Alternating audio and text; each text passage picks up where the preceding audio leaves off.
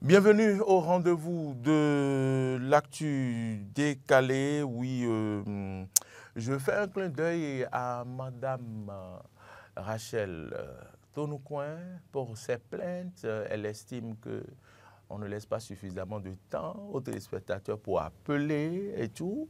Et si vous êtes là maintenant, la ligne, elle est ouverte. Vous pouvez appeler Madame Tonoucoin pour participer donc au débat. Le thème, c'est le Zémidjan au Bénin, avantages et inconvénients. Nous avions démarré ce débat qui a été très houleux la semaine dernière.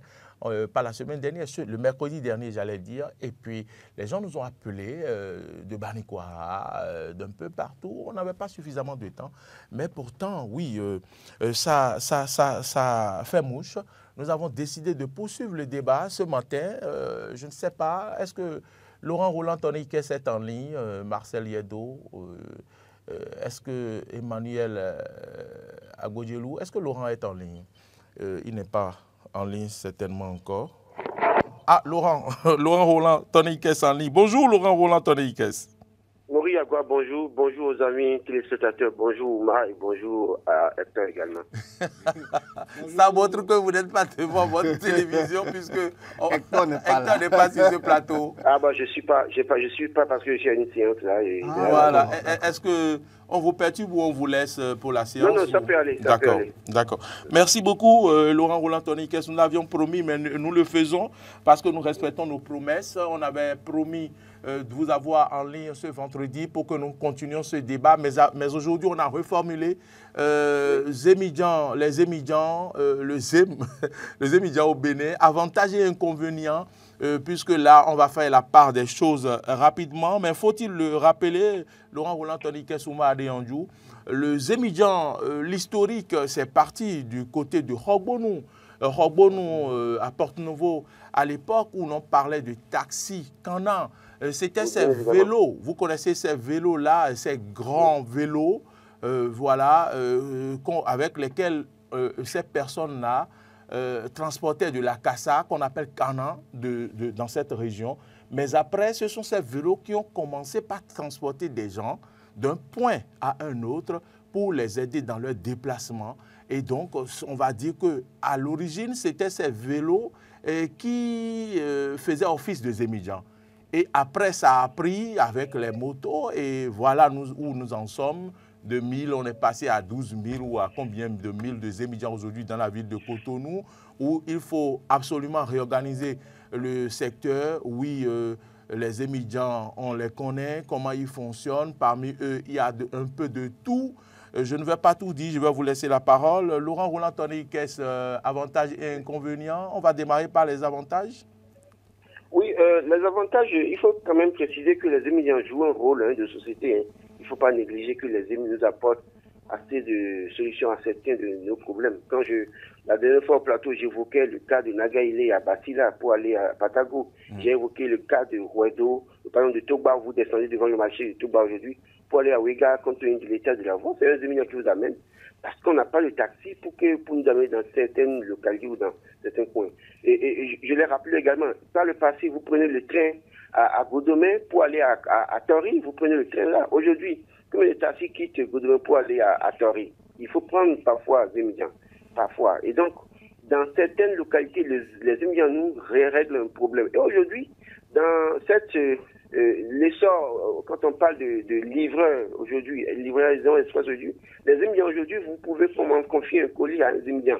C'est vrai qu'il y en a pas mieux qui ne sont pas sérieux, mais aujourd'hui, vous pouvez confier un colis à un Zémidjan ou un Zémidjan peut le matin venir chercher vos enfants et les amener à l'école. Donc, ils participent beaucoup plus à nous aider à trouver des solutions. Donc, aujourd'hui, j'estime que... Et puis, l'avantage, moi, je pense qu'aujourd'hui, les gens n'ayant pas d'autres spots de sortie sont parfois obligés. On ne va pas encourager ça. Mais si l'écosystème est bien créé, qu'il y a de l'emploi, il y a des opportunités, je ne pense pas que quelqu'un voudrait aller s'asseoir sur une moto toute une journée à travailler. Donc, aujourd'hui, les Zémidjans apportent une solution. Il va falloir réfléchir dans quelle mesure on peut travailler à leur reconversion. Si tant est qu'on a vraiment envie de supprimer les Zémidjans, je pense fondamentalement qu'il faut que les gouvernants que les acteurs de la société civile, que les partenaires ensemble puissent trouver des projets pour les aider. Alors, parlant d'inconvénients, je pense sincèrement que oui, l'inconvénient, c'est qu'aujourd'hui, il y a... Laurent, on va laisser Oumar parler des avantages qu'il pense d'abord et on va revenir aux inconvénients dans un instant. Vous parliez tantôt si l'on pense supprimer les étudiants. Ne réveillons pas le chat qui dort, puisque jusque-là, personne n'a dit qu'on veut supprimer. Oui, ce qui est si on parle des inconvénients, c'est qu'on va parler de... Il faut les supprimer. D'accord. Vous me cherchez ce matin en disant supprimer. Ok, non, mais les émigrants, les avantages des émigrants, vous l'avez dit, on est passé de taxi Kana à émigrants, ouais, qui est moto. L'autre était vélo, on a évolué, il y a eu une petite évolution. Ok, moi je voudrais tout simplement, avant tout propos, dire, gardons en tête l'évolution. Il faut évoluer dans la vie, il faut changer. En changeant les paradigmes, en changeant notre manière de voir, on évolue. Cela dit en passant, je reviens maintenant sur les avantages des EM. Oui, des avantages des EM, il y en a. Dans ma localité, je suis de Sakété. Pour quitter le centre-ville de Sakété, pour aller par exemple dans une, je prends au hasard, Agada.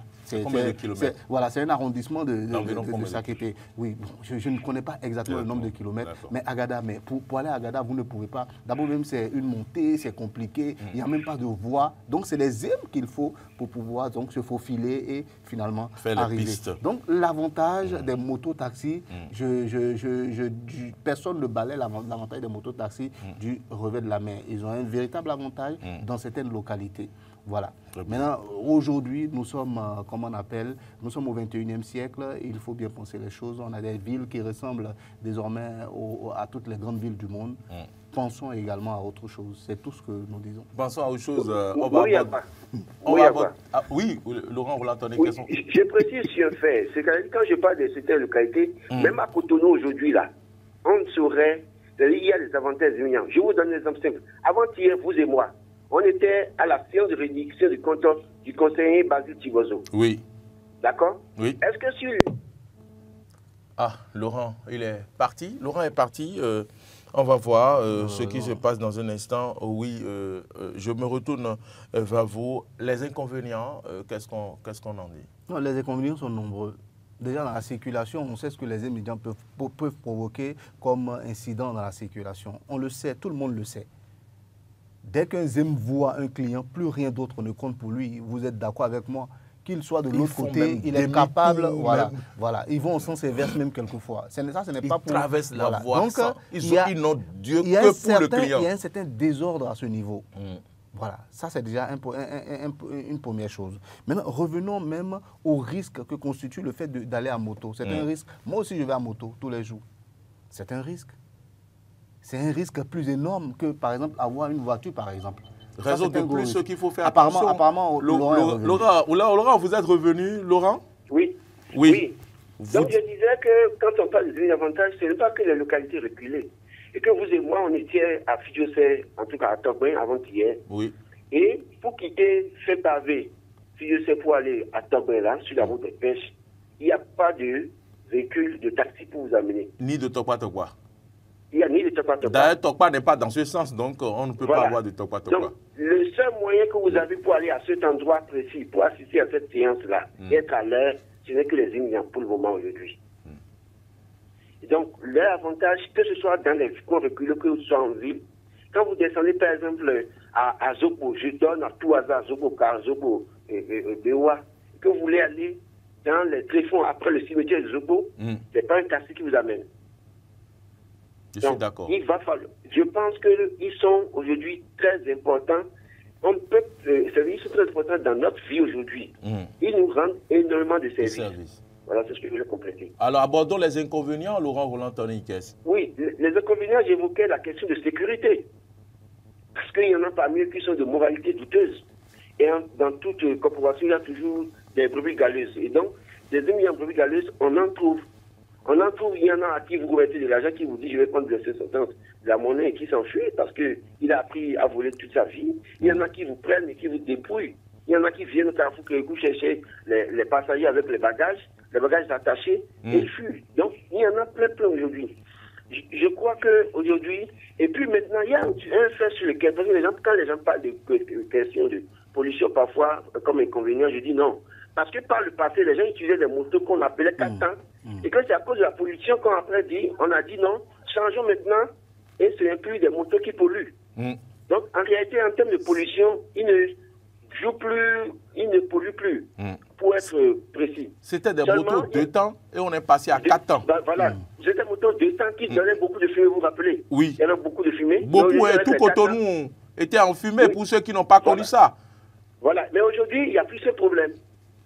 Mais le problème, c'est qu'il y en a parmi eux qui sont sales, qui vous rendent malade quand vous prenez les hymnes. Ils ne se lavent pas, ils ne se douchent pas, ils ne se brossent pas.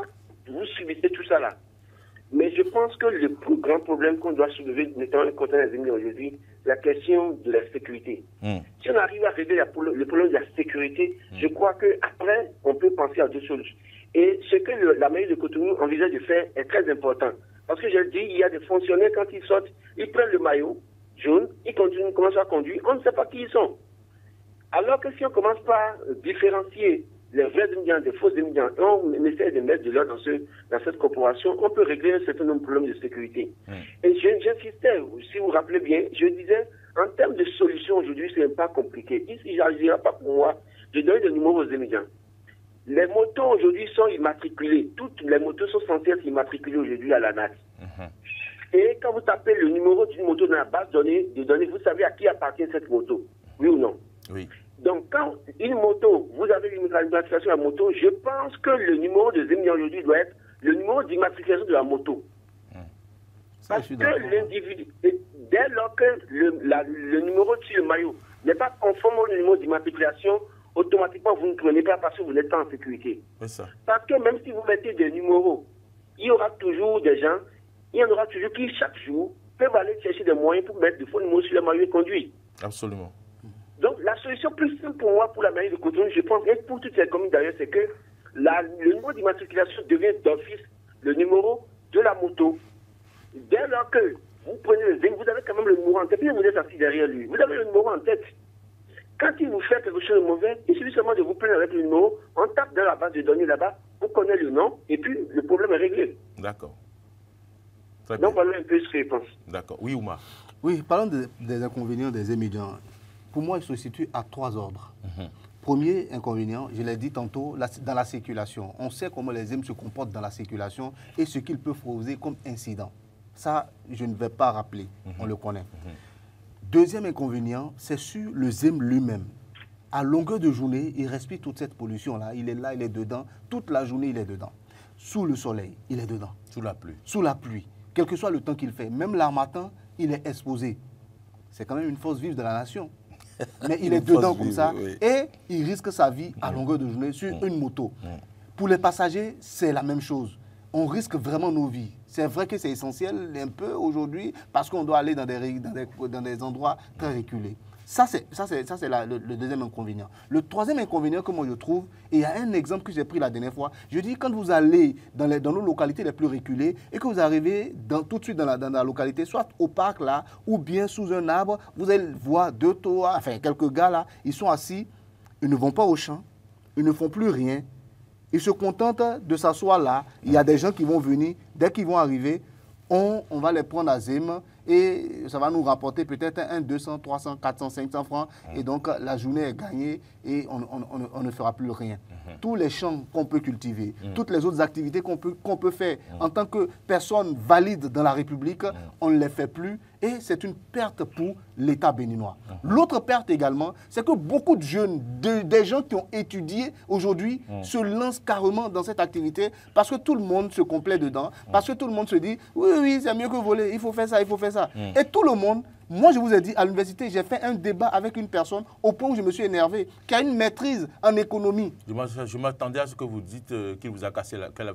Non, elle ne m'a pas cassé la gueule, je ne vais pas jusque-là. Moi, je fais généralement des débats très intellectuels. On ne me casse pas la gueule parce que je je finis très rapidement, Laurent. Une seconde. Ce que je veux dire, c'est quoi? Et ce monsieur-là qui a une maîtrise, vous voyez, quand je parle de maîtrise, je ne vous parle pas du système LMD qui date de récemment. Il a eu sa maîtrise il y a longtemps. Et il se complaît dans le ZEM. Il dit non, que c'est bon comme ça pour lui déjà, que lui ne veut plus rien. Donc ça veut dire quoi? La jeunesse ne fait plus d'efforts de résilience. La résilience qui permet d'évoluer, de faire évoluer le pays, on ne veut plus faire cet effort-là. Oui, la solution facile est là. on l'apprend, c'est évident, je gagne 300, 200, j'arrive à faire ça, et puis bon, c'est bon. Et tout le monde veut défendre ça. Moi, je dis non. Moi, je dis non. Qu'un jeune veuille utiliser le ZEM pour un moment, comme tremplin pour se lancer dans la vie, je suis complètement d'accord. Mais vouloir prendre le ZEM comme une activité, en fait un métier au Bénin, non, mais c'est une honte. Ils achètent des parcelles, construisent des maisons. Et l'image qu'on veut donner de notre Bénin, c'est quoi? On construit de très belles routes et c'est des motos qu'on verse dessus. Bon, ça aussi, parlons-en. Moi, je suis pour que dans le centre-ville de Cotonou, les endroits qui sont réservés, par exemple, aux visiteurs, où les visiteurs viennent, les gens qui quittent ailleurs viennent nous voir, arrêtons d'envoyer. Est-ce que vous savez que les gens quittent ailleurs, ils viennent voir les émigrants, ils veulent faire l'expérience des émigrants? Et vous savez pourquoi? C'est aussi une plus-value. Oui, c'est aussi une plus-value. Oui, ça leur semble bizarre à quel point nous sommes pauvres, à quel point nous exposons. Non, il ne faut pas forcément négativer. Non, mais si, c'est réel. C'est réel. Dans les pays riches, vous avez vu qui fait moto-taxi dans les pays riches? Oui, Laurent. Moto-taxi dans les pays riches. C'est notre pauvreté qu'on expose et que les autres en réalité se moquent. On ne s'en rend pas compte en réalité. Je suis d'accord que... Laurent, réagit. Je suis d'accord que rester sur une moto du matin jusqu'au soir, ce n'est pas bon pour la santé. Mais à parler de sous le soleil et sous la pluie, les paysans restent sous le soleil et sous la pluie pour cultiver la terre en mange. Ce n'est pas le soleil et la pluie qui est le problème. C'est vrai que ce soit sur une moto du matin jusqu'au soir, ça peut avoir des répercussions sur la santé. Mais je voulais préciser un fait. C'est-à-dire, les gens ne sont pas allés aux émigrants, alors qu'on leur a proposé au travail, ils ont refusé pour aller aux émigrants. Il faut qu'on quand même essaie de comprendre que c'est dans l'incapacité d'avoir solution. J'ai pris, avant-hier, quand on a fait l'émission, j'ai fait 2 sondages, en tout cas, j'ai interviewé 2 émigrants. Le premier émigrant que j'ai interviewé, le monsieur, il est à gauche derrière nous là. Il conduit des émigrants depuis plus de 10 ans. Et c'est dans ça que sa fille a eu le bac avec la mention, avec 14 de moyenne, et a soutenu en agronomie il y a à peine un mois. Parce qu'il n'avait pas de solution. Avant-hier nuit, j'étais dans une cafétéria quelque part à Calendry, là. Et bizarrement, à l'heure de la rediffusion, était là, 01. Quand il y avait un émigrant qui suivait, j'étais assis, il ne savait pas qu'il était là. Et qui disait, celui-là, peut-être qu'ils sont en train de parler, là, le émigrant, ce que ça me fait là, c'est dans 1 minute que 2 de mes enfants vont au bac cette année. Tout me dit quoi? C'est pas que les gens ont eu de solution d'emploi et ont délaissé pour aller aux émigrants. C'est dans l'impossibilité de trouver du boulot que beaucoup vont là-bas. Il faut qu'on reconnaisse ça tout au moins. Il y a des gens qui sont dans les émigrants, mais qui ont envie d'abandonner aujourd'hui. Mais s'ils abandonnent, ils restent à la maison, qui va leur donner à manger? Et j'ai évoqué le cas... Pardon? C'est Ouma. Il disait que c'est moi qui vais leur donner à manger. C'est moi qui vais leur donner à manger, en fait. Non, parce que s'ils restent les émigrants aujourd'hui, ils vont manger quoi? Ils vont donner quoi à leur famille?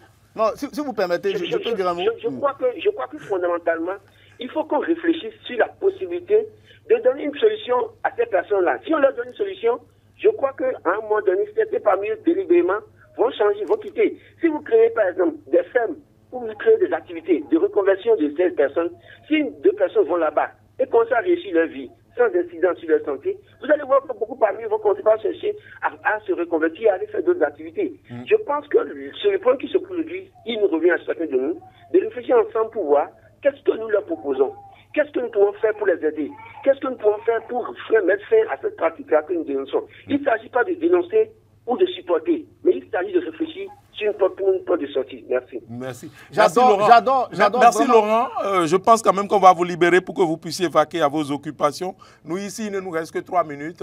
Merci pour votre contribution toutes ces semaines. Je pense qu'on va se donner rendez-vous pour mercredi, Laurent. Et toujours sur le même thème, maintenant pour permettre aux téléspectateurs uniquement de réagir, si vous êtes d'accord avec nous. Je suis complètement parce que d'accord. je sais qu'on a suffisamment fait le débat. Merci beaucoup. Bonne idée à vous et aux téléspectateurs. Merci beaucoup Laurent Roland-Toniquez, merci à la réalisation. On va, le mercredi prochain, on donne rendez-vous aux téléspectateurs pour ceux qui nous suivent et qui ont envie de réagir. Essentiellement, pendant 30 minutes, on va vous ouvrir la ligne et vous pourrez réagir sur le sujet parce qu'on a suffisamment fait le débat maintenant, mais nous devons vous donner la parole. On vous donne rendez-vous pour mercredi prochain. J'aime bien la conclusion de Laurent. C'est quoi la conclusion? Oui, il a dit, réfléchissons à comment régler ce problème-là. Il a dit.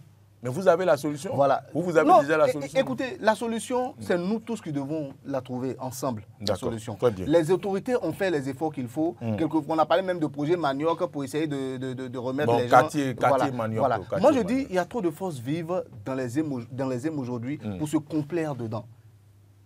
Parce que moi, j'estime que c'est une solution médiocre comme solution. C'est trop médiocre comme comme solution. Des agronomes. Et je vais vous dire, des enfants agronomes. Oui, mais écoutez, on va trouver les solutions ensemble, comme on a dit. On va réfléchir. D'accord. Il y a des gens qui sont peut-être mieux placés que nous pour essayer de trouver des solutions. Et puis Roland a donné des exemples. Oui, mon enfant est là, c'est grâce à ça que j'ai pu l'envoyer au bac. C'est de la même manière que le vulcanisateur va te dire, oui, je peux envoyer aussi mon enfant au bac grâce au métier de vulcanisateur. Vous êtes d'accord avec moi? Oui. Voilà. Mais pourquoi est-ce qu'on ne critique pas aujourd'hui le métier de vulcanisateur? Pourquoi est-ce qu'on ne dit pas que le réparateur de vélo, je vais dire même vélo qui est au bord des voies, on les appelle réparateurs généralement chez nous, ceux qui comptent la maintenance des vélos, pourquoi on ne dit pas que celui-là qui envoie son enfant au bac, il a réussi à envoyer son enfant au bac et en fait quelque chose d'extraordinaire? Je ne dis pas que dans le ZEM, les gens ne trouvent pas le minimum pour vivre. Mais je dis que ce n'est pas un métier dans lequel nous devons encourager nos jeunes à aller. C'est tout ce que moi je dis. Des gens qui ont le master et qui se lancent dans ZEM, et vous dites que non, c'est une bonne chose. Mais ça, c'est un problème sur lequel on doit réfléchir. Si quelqu'un étudie et en arrive jusque-là, c'est qu'il y a un problème dans sa tête. Il ne veut plus faire l'effort de résilience dont on parle. Merci de continuer par nous attaquer. On va vous attaquer mercredi à notre tour. Et pour le moment, il est l'heure. Merci à vous. Merci à vous, Marie-Andrew. Merci à tous ceux qui nous ont suivis. Merci à toute l'équipe de réalisation avec à sa tête le jeune et compétent, efficace, généreux, souriant, parfois nerveux, Marcel Yedo. Nous vous remercions. Merci également à notre ami au son qui est bien sûr Emmanuel Agbodielou. Merci à toute l'équipe de production également de l'autre côté, à la diffusion matin. Et puis Moudas Moundek-Mondi, merci à vous. Nous vous attendons ici de pied ferme. Venez nous voir. Bonne journée à toutes et à tous. Prenez soin de vous. Et puis, attention sur les routes. Ceux qui vont à Parakou pour l'enterrement du ministre, prenez soin de vous. Attention. Et surtout, au radar. Portez-vous bien. À bientôt.